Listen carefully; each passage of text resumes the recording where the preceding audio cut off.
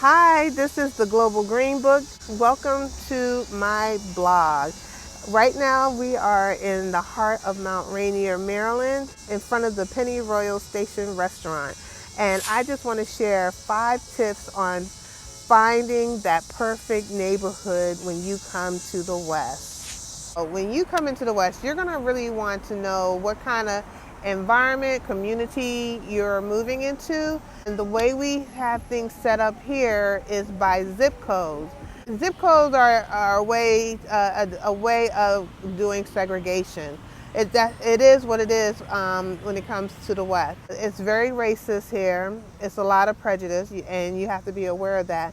And some people just do not want to live around you. You have to make a choice to either live around people in your community, people of the same race as you, or people who are not of the same race as you, and you might have to deal with some racism. It's just a reality. And unfortunately, some communities have are safer, because the police are there to protect them. And then some communities are a lot more dangerous because the police are there to arrest them. 5 things that you can do to ensure that you are choosing the right community that is best for you. You can use crime mapping services such as Crime Report and Spot Crime. They will give you information about the demographics. The schools, some of them will have ratings. If the schools are predominantly Black, Latino, white, is it on the higher spectrum as far as school dropouts or graduates? We'll tell you what kind of climate is in that area year round. It will also tell you what stores are there. Some will give you a rating of like how likely you are to be a victim of a crime. Also use it to find out about sex offenders, if there are sex offenders that are going to be living near your home, near your child's school. I always check the National Sex Offender, and I've not only put in my home address, but I will also put in my child's school.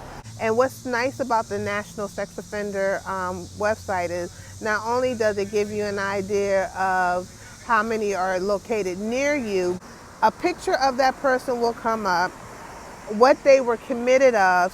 We have a lot of sex offenders, and some of them I think are rightly, they definitely should be on it, but then some of them you're like, come on now, really?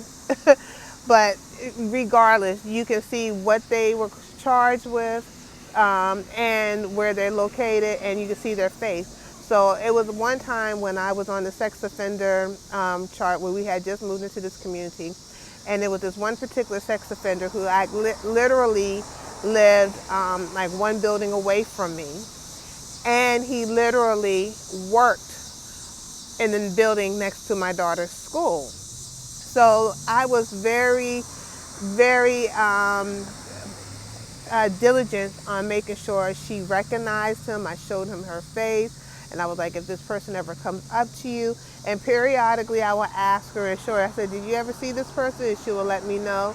And I was like, if any strange person come up to you, let me know, because the thing is, when you live in a community, especially with apartments, you may not recognize everyone because you're not that creeper, that stalker, but someone who has that kind of mentality, they can watch your movements and see your comings and going and recognize you, and then really pick up on you in other locations. So I had to make my daughter aware. So these are some of the things that you have to look for, especially when you have children or as a single woman, and you definitely should use before you move into any community. Another thing that I will also check out is the number of cells in a community. Now, if it's a brand new community, brand new houses, you're going to see a lot of, of course, houses for sale, because that's expected. But say if it was an established community that's been around for a while, and you notice that a lot of the houses are up for sale, you might then want to think, why are so many houses for sale, especially in older community? And that might be because crime could have started to move into those communities. Prostitution, drugs, that's when you really want to use those websites like Crime Spot and what have you, just to see what the crime rate and what is the crime in the area and the ratio per person. Another thing definitely is take a tour of the community. And just like this community, if I came here during the day, I may not be so interested in moving here with my small children because, as you can hear, this is a very busy, very active community. So you want to take a look at the community during different times of the day. Go in the early morning, go sometimes during the day, go at night, what kind of activities are happening, you know, drive through late at night, go during the week versus the weekend, Sunday versus Saturday. Is it a working community? Is it a club community? Is it a family-oriented community? And it will tell you a lot when you go different times of day. You know, kind of do random times and days, and especially in the summer months. The summer months is the best time to really look because people are coming out, they're more active.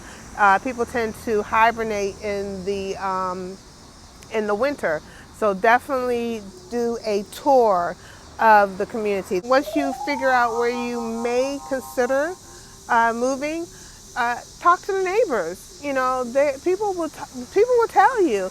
If it's a bad neighborhood, I've had people come up to me, you know, as I was coming out my apartment. It was like, you know, I'm looking at, considering moving here. What do you think? And I would tell them the truth. Oh, this is a great area. Or like, don't do it.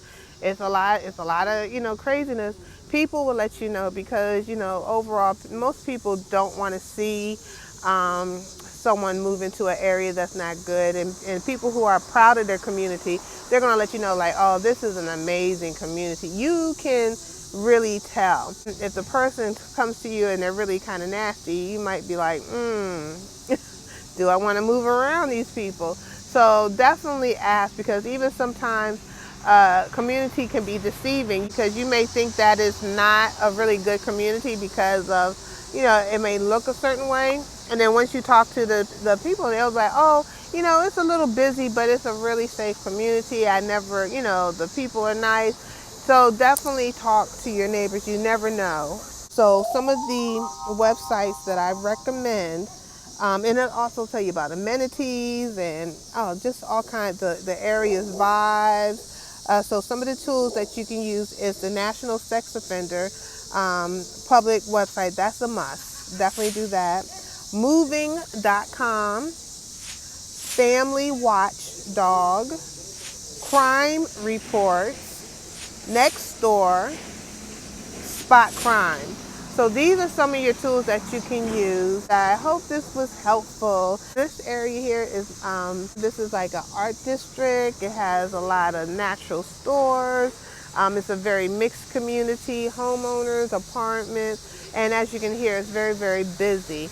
As a single woman, I wouldn't mind living over here. It has buses, dog parks, all that. It's a good location to move to. So right now, I'm sitting in front of Penny Royal Station Restaurant in Mount Rainier.